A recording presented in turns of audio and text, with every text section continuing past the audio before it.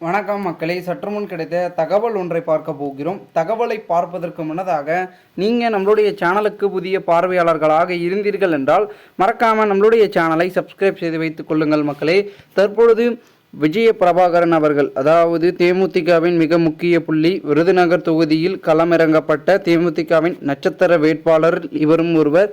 பெருமிதத்தில் விருதுநகரில் நட்சத்திர வேட்பாளர்கள் இருவர் களமிறங்கினார்கள். கடந்த 2024 மக்களவைத் தேர்தலில் முதல்வர் பார்த்திங்கன்னா நம்மளுடைய விஜயகாந்தின் மகன் விஜயபிரபாகரன் ஒருவர். இன்னொருவர் பார்த்திங்கன்னா பாரதிய ஜனதாவின் கூட்டணியில் அங்கம் வகித்திருந்து கொண்டிருந்த ராதிகா சரத்குமார் அவர்கள். இவர்கள் இருவருமே நட்சத்திர வேட்பாளர்கள். மீதமுள்ளவர்களாம் பார்த்திங்கன்னா ஒரு சில முக்கிய புள்ளிகள்.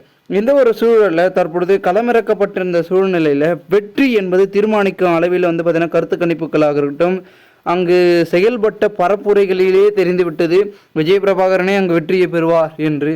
ஆனால் அங்கே நடந்த ட்விஸ்ட்டு அப்படிங்க, ஓகேங்களா? என்ன ட்விஸ்ட்டு நடந்திருக்குன்னா, நம்ம ஜெயிக்கன்னா என்ன ஒன்றா பண்ணலாங்க அப்படின்ற ஒரு முக்கியத்துவத்தில் திமுக இறங்கி வேலை பார்த்து விட்டது என்று தேமுதிகவின் முக்கியமாக இருக்கக்கூடிய பொதுச் செயலாளர் விளங்கக்கூடிய பிரேமலதா அவர்கள் பார்த்திங்கன்னா குற்றம் சாட்டுகளை முன்வைத்திருந்தார்.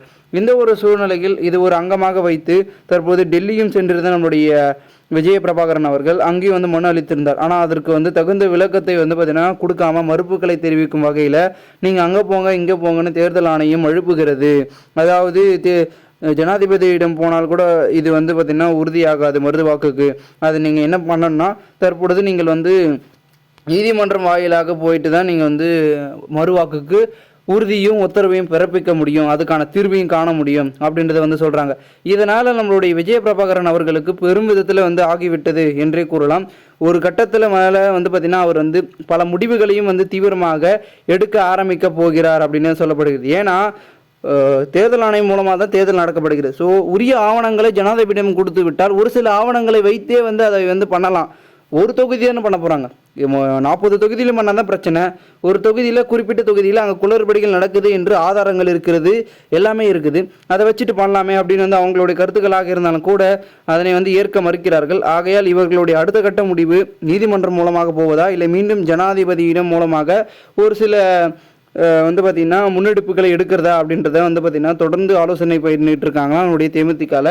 இது மட்டும் இல்லாமல் அடுத்த கட்டமாக 2026 தேர்தலை குறித்து பல கட்ட முயற்சிகளிலும் இறங்கியிருப்பதாகவும் கூறப்படுகிறது. ஏன்னா இப்போ வரக்கூடிய விக்கிரவாண்டி இடைத்தேர்தலை புறக்கணித்து விட்டார்கள். அதற்கான காரணத்தையும் நம்முடைய தேமுதிகவின் பொதுச் செயலாளர் பிரேமலதா அவர்கள் தெரிவிச்சிருந்தாங்க.